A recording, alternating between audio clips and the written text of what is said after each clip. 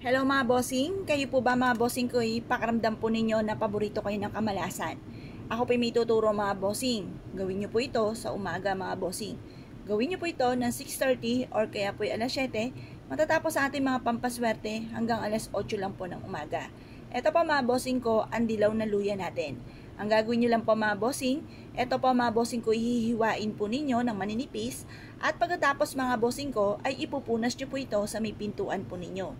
Or kaya po mga bossing, pwede rin naman na maglagay kayo ng ganito na hiniwa ng maninipis para makasingaw yung pinaka-aroman mga bossing ko ng ating luya. Ilagay nyo po ito mga bossing ko sa ilalim ng inyo pong higaan. Ang dulot po nito ay swerte. Or kaya po mga bossing, kunin ang inyo pong pitaka or ang inyo pong bag or lagayan po ng inyo pong mga ipong pera or kaya po ang inyo pong kaha mga bossing.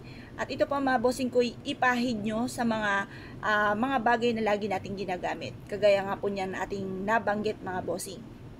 Para kayo po hindi malasin sa inyong negosyo, magkaroon kayo lagi ng malaking benta, gamitan nyo po ito ng luya mga bossing. Kasi ang luya ay panghatak ng swerte at matututo pa kayo na maging ganyan sa pera. Matututo ka magtipid. Kung ikaw ay gastador, matututo ka na magtipid sa pamamagitan ng luya. Ngayon pa mga bossing, mabisa itong panghatak ng swerte sa pera. Para bukod sa inyo pong sipag at tiyaga, kasi hindi tayo magbabawas sa buhay natin. Hindi, halimbawa, gumawa ka ng pampaswerte.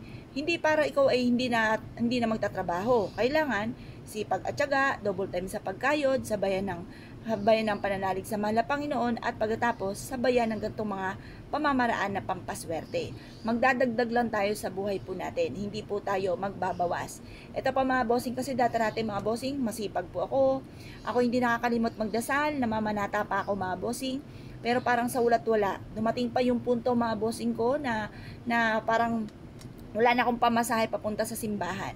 Ngayon pa mga bossing, ang ginawa ko, bukod po sa sipag at tiyaga, double time sa pagkayod, pananalig sa mahal na Panginoon, dinagdagan ko po ng pampaswerte ang buhay po namin. At hindi naman ako makapaniwala sa mga swerteng dumarating. Simple lang naman ang aking mga hinihiling, pero grabe-grabe po mga bossing ko ang dumating. Pero syempre, nung grabe-grabe na ang dumating, lalo ko po lalong sinipagan. Kasi yun po ang aking pong hinihiling dati mga bossing kapag ako'y nagdadasal. Bigyan lang ako ng isa lang pagkakataon. Kahit isang pagkakataon lang mga bossing. Habi ko at hindi ko ito sasayangin, lalo ko pansisipagan mga bossing. At yun nga po yung ginawa ko mga bossing. Lalo akong naging masipag, lalo akong kumapit sa mahal na Panginoon, tuwing umaga, magwi-wish ka, tapos papasalamat, tapos maghihiling na mabago ang takbo ng pamumuhay, ganun po mga bossing. Tapos positive ka lamang. Kasi once ay kayo naging nega, pinahihirapan mo lang inyong sarili. Huwag niyong pahirapan ng inyong pong sarili ng isip ng mga pangit. Kaya kailangan pa rin mga magaganda. Kung halimbawa, syempre, tao lang tayo, nalungkot tayo, halimbawa, malit ang benta, nalungkot po tayo, syempre, nakakalungkot po yun. Or kaya po, natalo ka na naman.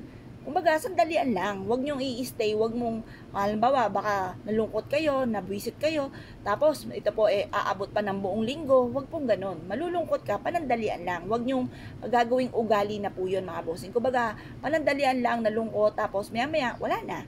Tapos ipagdasal nyo na lamang, sabihin nyo po na, ay bukas, malaki na ang benta ko. Ganun po mga bossing. Huwag pong i-stay na malungkot, lalo na ang pagiging nega, huwag nyo pong i-stay sa utak nyo po yan. Alisin nyo po yan kaagad. Solusyonan kaagad mga bossing at huwag nyo pahirapan ng inyong sarili. Subukan nyo po ito mga bossing. Ang gagawin nyo lamang, magwi-wish po kayo dito, susulat nyo po dito sa ating luya, ang lahat ng gusto po ninyo, or kaya po i-slice nyo po ito ng maninipis, tapos yung pinakakatas po niya, ipahid nyo po sa pitaka, sa bag, ganoon din po sa kaha po ninyo, sa taguan ng inyo pong pera, or sa main entrance ng inyo pong negosyo, or sa inyo pong main door, upang sa ganon, taboy kaagad ang kamalasan at pasok ang swerte.